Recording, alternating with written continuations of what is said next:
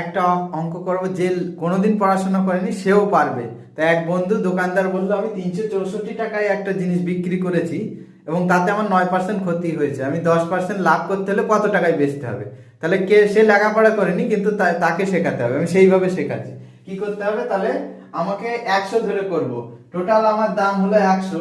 তাহলে এটা কম পেয়েছে মানে 9% কম পেয়েছে মানে 100 টাকায় 91 পেয়েছে। তাহলে আমি তুলনা যদি করি তাহলে 91 সমান সমান কত? 364।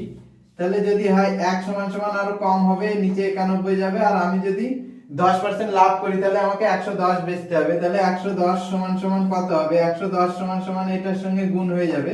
তাহলে এটার সঙ্গে গুণ হয়ে গেলে 110 হয়ে যাবে। তাহলে এটা 4 দিয়ে কাটা যাবে, 4 91 364। তাহলে এটাকে 4 এর সঙ্গে গুণ করলে হয়ে যাচ্ছে 440 টাকায় বেচলে তাকে 10%